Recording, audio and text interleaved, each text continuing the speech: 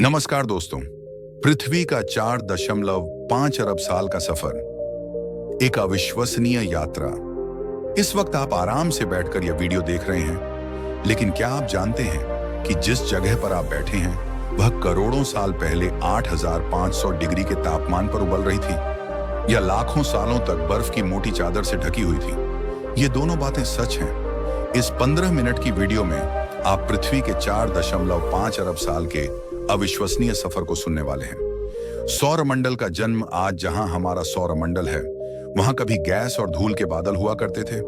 वैज्ञानिकों के अनुसार इन बादलों से दूर एक तारा था जिसकी ऊर्जा कम होने लगी। जब इस तारे में एक विशाल विस्फोट हुआ तो उसकी वजह से अंतरिक्ष की धूल एक दूसरे से चिपकने लगी। इस दबाव और गर्मी के कारण धूल के कण बड़े उल्कापिंडों और पत्थरों में बदल गए। इन बादलों में मौजूद रेडियोधर्मी पदार्थों ने गुरुत्वाकर्षण पैदा किया, जिससे बीच में हाइड्रोजन और हीलियम इकट्ठा होने लगे।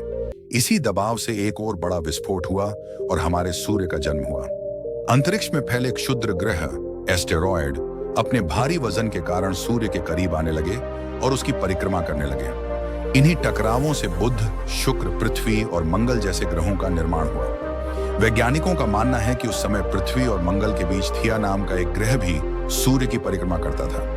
चांद का जन्म और पृथ्वी का ठंडा होना।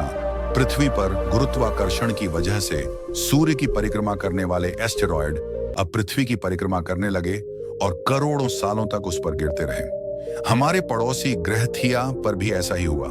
धीरे धीरे थिया पृथ्वी के और करीब आता गया, जिससे दोनों में एक भयंकर टक्कर हुई। इस टक्कर से पृथ्वी के कुछ हिस्से कणों के रूप में अंतरिक्ष में फैल गए और एक वलय रिंग के रूप में पृथ्वी की परिक्रमा करने लगे।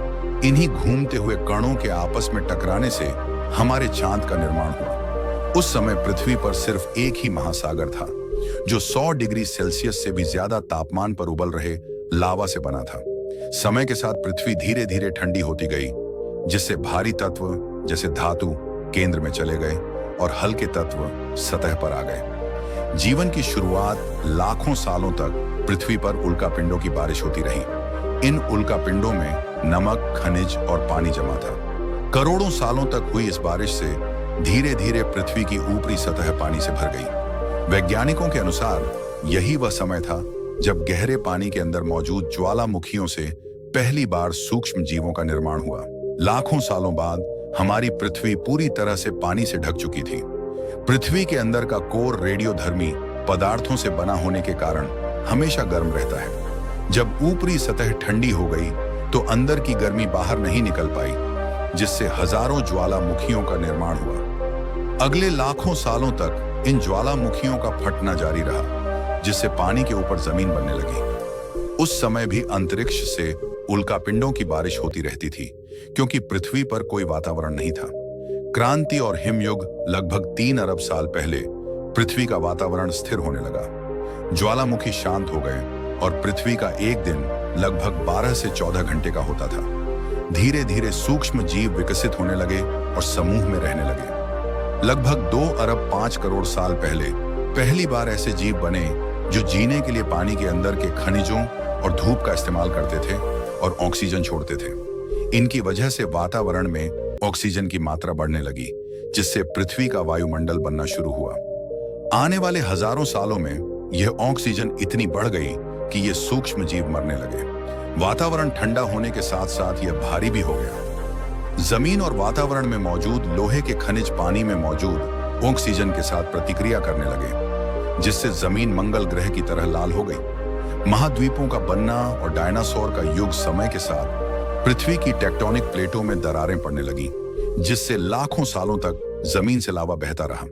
इस वजह से वातावरण में कार्बन डाइऑक्साइड की मात्रा बहुत बढ़ गई और एसिड की बारिश शुरू हो गई। इस एसिड की वजह से पृथ्वी का तापमान इतना गिरा कि सारा पानी बर्फ में बदल गया। पृथ्वी पर पहली बार एक भयानक हिमयुग आया और पूरी पृथ्वी बर्फ से ढक गई। क्योंकि बर्फ सफेद और चमकदार होती है, यह सूरज की किरणों को सोखने की बजाय वापस अंतरिक्ष में भेज देती थी, जिससे पृथ्वी लाखों सालों तक ठंडी बनी रही। लेकिन फिर से पृथ्वी के अंदर की गर्मी ज्वालामुखी के रूप में बाहर आने लगी और बर्फ को पिघलाना शुरू कर दिया।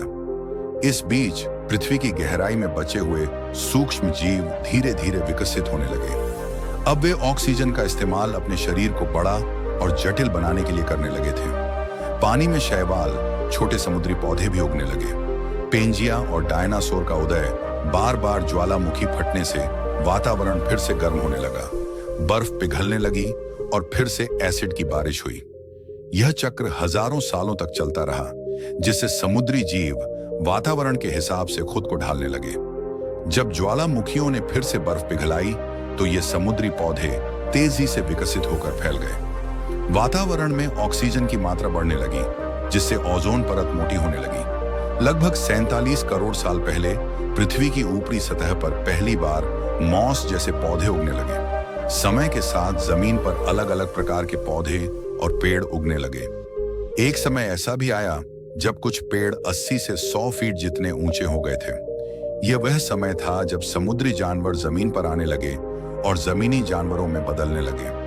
पृथ्वी की ज्यादातर जमीन एक जगह इकट्ठी हो चुकी थी, जिसे हम आज पेंजिया महाद्वीप के नाम से जानते हैं। पृथ्वी का वातावरण और तापमान लगभग स्थिर हो चुका था और एक दिन 21 से 23 घंटे का होता था। धीरे धीरे ये जमीनी जानवर डायनासोर में बदल गए। जो शाकाहारी थे वे बड़े और विशाल हो गए और जो शिकारी थे वे छोटे और तेज होते गए।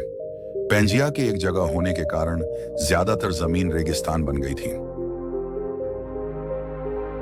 महाविनाश और हमारा जन्म लगभग 20 करोड़ साल पहले पेंजिया महाद्वीप टूटना शुरू हो गया। इसके विभाजित होने से पृथ्वी पर हरियाली बढ़ने लगी, जिससे डायनासोर और भी विशाल और अलग अलग तरह के होते गए। डायनासोर ने अगले 20 से 30 करोड़ सालों तक पृथ्वी पर राज किया, समुद्र से लेकर जमीन और आसमान तक। इसी दौरान अफ्रीका से टूटा हुआ भारत का हिस्सा आज के तिब्बत से टकराया, जिससे हिमालय पर्वत का निर्माण हुआ। लगभग 6 करोड़ 5 लाख साल पहले माउंट एवरेस्ट से भी बड़ा, लगभग 4.5 लाख करोड़ किलोग्राम का एक विशाल उल्कापिंड 80,000 किलोमीटर प्रति घंटा की रफ्तार से पृथ्वी की ओर आ रहा था। पृथ्वी की सतह से टकराते ही इसमें भयंकर आग लगी और यह सीधा जमीन से टकराया। इस टक्कर से निकलने वाली ऊर्जा 10 करोड़ परमाणु बमों के एक साथ फटने के बराबर थी। जहां यह उल्कापिंड गिरा, वहां के जानवर और पेड़ तुरंत भाप बनकर उड़ गए। टक्कर से चारों ओर धूल फैल गई, समुद्र में बाढ़ आ गई और भूकंप और आग ने पूरी पृथ्वी को जलाना शुरू कर दिया। कुछ ही घंटों में वातावरण हानिकारक गैसों और धूल से भर गया, जिससे पृथ्वी नरक जैसी हो गई। डायनासोर पूरी तरह से खत्म हो गए। इस वक्त हमारे पूर्वज जमीन के अंदर रहा करते थे, जिससे वे इस विशाल प्रलय से बच गए। पृथ्वी पर पूरी तरह से अंधेरा छा गया और सूरज की रोशनी जमीन तक नहीं पहुंच पा रही थी। फिर से एसिड की बारिश हुई और पृथ्वी बर्फ से ढक गई। लेकिन इस बार यह बर्फ लाखों सालों तक नहीं जमी और 80 से 90 हजार साल बाद पिघलने लगी। जैसे ही पृथ्वी का वातावरण फिर से सामान्य हुआ, ये छोटे जीव जमीन से बाहर आने लगे। अफ्रीका में ठंडे जंगल थे, जहां ये जमीनी जीव बंदरों में बदल गए। जैसे जैसे पृथ्वी गर्म हुई, अफ्रीका के जंगल सूखने लगे। खाने की तलाश में इन बंदरों ने अपने पैरों पर चलना शुरू कर दिया, जिससे उन्हें शिकार करने में मदद मिली। धीरे धीरे ये बंदर एप्स में बदल गए और खाने की तलाश में पृथ्वी के दूसरे हिस्सों में फैलने लगे। समय के साथ उनके शरीर का रंग रूप वहां के मौसम के हिसाब से बदलता गया। आज का युग समय के साथ हम आदिवासी बने। हमने पत्थरों और औजारों से लेकर आग का आविष्कार किया। हम धीरे धीरे इंसान के रूप में विकसित हुए।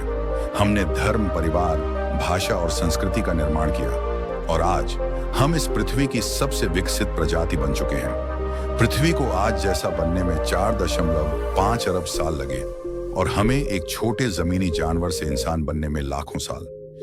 लेकिन इन लाखों सालों में हमने जितना पृथ्वी को गंदा और तबाह किया है, उतना आज तक किसी भी प्रजाति ने नहीं किया। हम फिर से धरती को गंदा कर रहे हैं और कार्बन डाइऑक्साइड की मात्रा बढ़ा रहे हैं। वैज्ञानिकों का मानना है कि पृथ्वी पर फिर से एक विशाल परिवर्तन होने वाला है। भविष्य में पृथ्वी कैसी होगी, जानेंगे हमारी अगली वीडियो में।